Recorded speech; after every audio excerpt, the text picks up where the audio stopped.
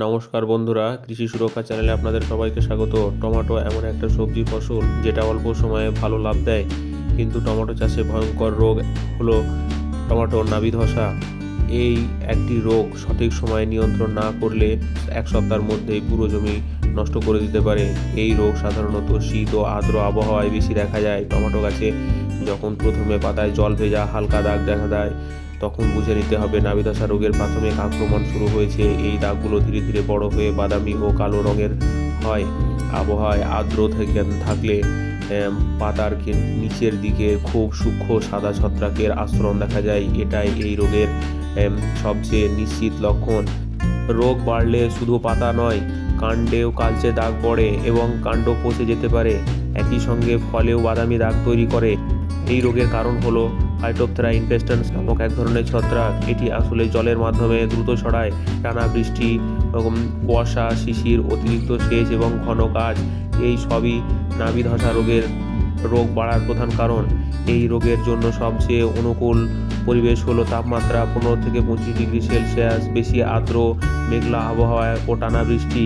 এই রোগের প্রতিরোধের জন্য প্রথমেই চারা সঠিক ব্যবস্থা নেওয়া জরুরি। বীজ বপনের আগে বীজকে ট্রাইসাইক্লোজোল বা ম্যানকোজেব জাতীয় ছত্রাকনাশকের দ্রবণে ভালোভাবে শোধন করে নিতে হবে এবং বীজতলার মাটিতে ট্রাইকোডার্মা জাতীয় জৈব ছত্রাকনাশক মিশিয়ে শোধন করে নিতে হবে এবং পরবর্তীতে চারা শোধনের জন্য একই রকমভাবে ম্যানকোজেব দিয়ে চারাগুলোকে শোধন করতে হবে।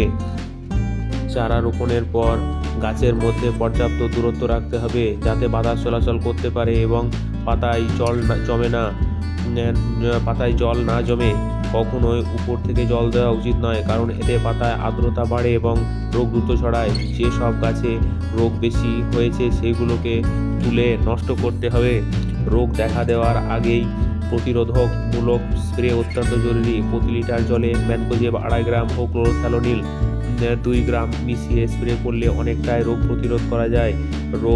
রোগের প্রাথমিক লক্ষণ দেখা দিলে প্রতি লিটার জলে মেটালাক্সিল প্লাস ম্যানকোজেব 2 গ্রাম অথবা সাইমক্সিলিন প্লাস ম্যানকোজেব 2 গ্রাম মিশিয়ে স্প্রে করলে সংক্রমণ নিয়ন্ত্রণে আসে। স্প্রে 7 থেকে 10 দিন অন্তর পুনরাবৃত্ত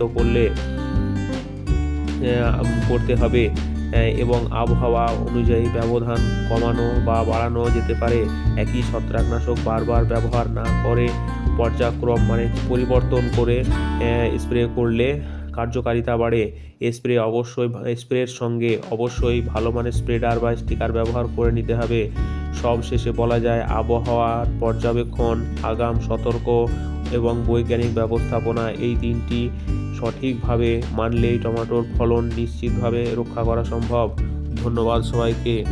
ভিডিওটি ভালো লাগলে লাইক, শেয়ার ও সাবস্ক্রাইব করে পাশে থাকতে ভুলবেন না।